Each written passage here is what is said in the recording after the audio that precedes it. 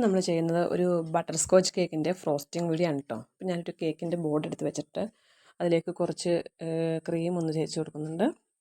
നമുക്ക് കേക്കിൻ്റെ ഒരു ലെയർ എടുത്ത് വെച്ച് ഒന്ന് കറക്റ്റായിട്ടൊക്കെ ഒന്ന് ഫിക്സ് ചെയ്ത് കൊടുക്കാം കേട്ടോ.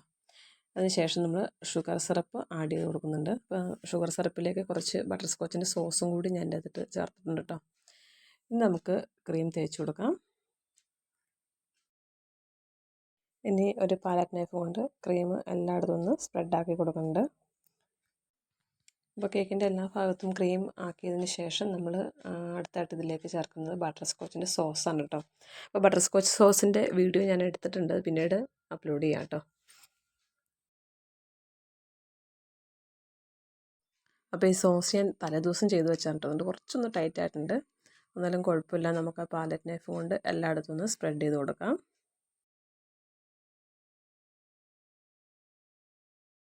ഇനി നമ്മൾ അടുത്തായിട്ട് ഇതിലേക്ക് ചേർത്ത് കൊടുക്കുന്നത് പ്രലയനാണ് കേട്ടോ. അപ്പോൾ പ്രലയൻ ഉണ്ടാക്കുന്നതും ഞാൻ സെപ്പറേറ്റ് വീഡിയോ ഇടാം കേട്ടോ. പ്രലയൻ ഇട്ട് കൊടുക്കുന്നുണ്ട്. ഇനി നമ്മൾ കുറച്ച് വൈറ്റ് ചോക്ലേറ്റ് ഗ്രേറ്റ് ചെയ്തും കൂടി ഇട്ട് കൊടുക്കുന്നുണ്ട് കേട്ടോ. ഇനി അടുത്ത ലെയർ വെച്ച് കൊടുക്കാം. ആദ്യം ചെയ്തതുപോലെ തന്നെ ഷുഗർ സിറപ്പ് കൊണ്ടൊന്ന് വെറ്റ് ചെയ്ത് കൊടുക്കാം. വീണ്ടും ക്രീം തേച്ച് കൊടുക്കുന്നുണ്ട്.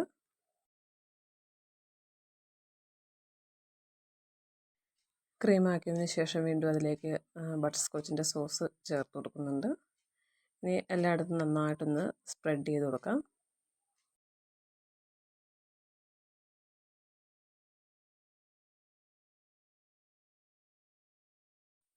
ഇനി നമ്മൾ ഫസ്റ്റ് ലെയർ ചെയ്തതുപോലെ തന്നെ പ്രലയൻ ഇട്ട് കൊടുക്കുന്നുണ്ട്. കുറച്ച് വൈറ്റ് ചോക്ലേറ്റ് ഗ്രേറ്റ് ചെയ്തിട്ട് കൊടുക്കുന്നുണ്ട്.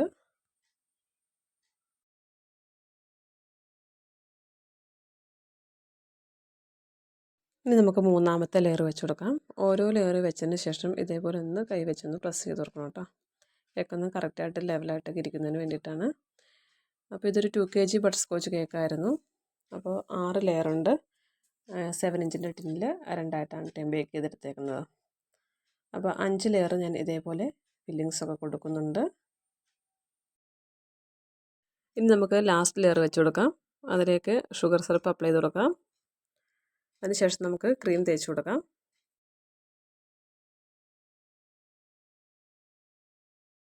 ഇതൊരു ടോൾ കേക്ക് ആയതുകൊണ്ട് തന്നെ വളരെ സാവകാശമാണ് കേട്ടോ ഞാൻ ക്രീമൊക്കെ അപ്ലൈ ചെയ്ത് കൊടുക്കുന്നത്.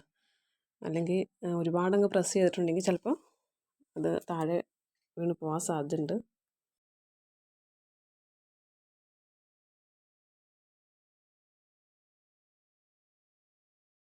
നമുക്ക് സൈഡിലൊക്കെ കുറച്ച് ക്രീം തേച്ച് കൊടുത്ത് ഒന്ന് ക്രം കോട്ട് ചെയ്തെടുക്കാം.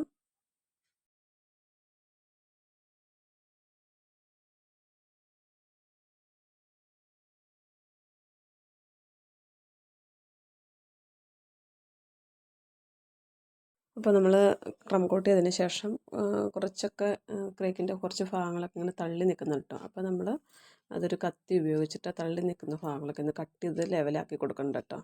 അങ്ങനെ ചെയ്തില്ല എന്നുണ്ടെങ്കിൽ നമ്മൾ ഫൈനൽ കോട്ട് ചെയ്യുമ്പോഴത്തേക്കും അത് അങ്ങനെ തന്നെ നിൽക്കും കേട്ടോ. അത് കറക്റ്റായിട്ട് നമുക്ക് ഫൈനൽ കോട്ട് ചെയ്യാൻ പറ്റില്ല. അതുകൊണ്ടാണ് ഇങ്ങനെ കട്ട് ചെയ്ത് കൊടുക്കുന്നത്.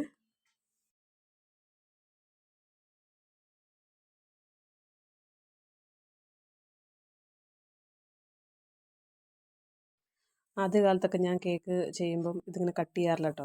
അപ്പോൾ എത്ര ക്രീം തേച്ച് നമ്മൾ ഫൈനൽ കോട്ട് ചെയ്താലും ആ ഒരു ഭാഗത്ത് ഇങ്ങനെ ക്രംസ് ഇങ്ങനെ തെളിഞ്ഞ് നിൽക്കുമായിരുന്നു.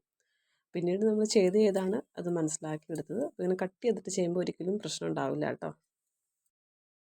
ആ തള്ളി നിൽക്കുന്ന ഭാഗമൊക്കെ നമ്മൾ കട്ട് ചെയ്ത് മാറ്റിയതിന് ശേഷം അവിടെ കുറച്ചും കൂടി ക്രീം ഒന്ന് അപ്ലൈ ചെയ്ത് കൊടുക്കുന്നുണ്ട്. ഇനി നമുക്ക് ക്രം കോട്ട് ചെയ്തിട്ടത് ഫ്രിഡ്ജിലിട്ട് വെക്കാം കേട്ടോ. ക്രം കോട്ട് ചെയ്തതിന് ശേഷം ഇതിൻ്റെ സെൻട്രലായിട്ട് ഞാനൊരു അത്യാവശ്യം കട്ടിയുള്ള സ്റ്റിക്ക് കുത്തി കൊടുക്കുന്നുണ്ട്.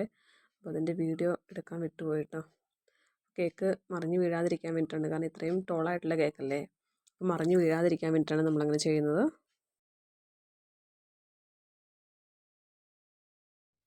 അപ്പോൾ ഒരു ഓവർനൈറ്റ് ഞാൻ ഫ്രിഡ്ജിൽ വെച്ചതിന് ശേഷം ഞാൻ ഫൈനൽ കോട്ട് ചെയ്യാണ് കേട്ടോ. അപ്പോൾ എന്തോ ലൈറ്റിൻ്റെ എന്തോ ഒരു പ്രശ്നം വന്ന് ഞാൻ ശ്രദ്ധിച്ചില്ലായിരുന്നു. ഭയങ്കരമായിട്ട് വെട്ടം കാരണം അത് കാണാൻ പറ്റുന്നില്ല. അപ്പോൾ ഞാനങ്ങനെ ഫൈനൽ കോട്ട് ചെയ്തെടുക്കുന്നുണ്ട്. ഇനി നമ്മളൊരു പീച്ച് ഷെയ്ഡിലാണ് കേട്ടോ കേക്ക് ചെയ്യുന്നത്. അപ്പോൾ കുറച്ച് ക്രീമിലേക്ക് ഒരു ഡ്രോപ്പ് പിങ്കും ഒരു ഡ്രോപ്പ് യെല്ലോയും കൂടി മിക്സ് ചെയ്തപ്പോൾ എനിക്ക് ഈ കളർ കിട്ടി കേട്ടോ. അപ്പോൾ ഇതൊന്ന് കേക്കിലേക്ക് അപ്ലൈ ചെയ്ത് കൊടുക്കുന്നുണ്ട്.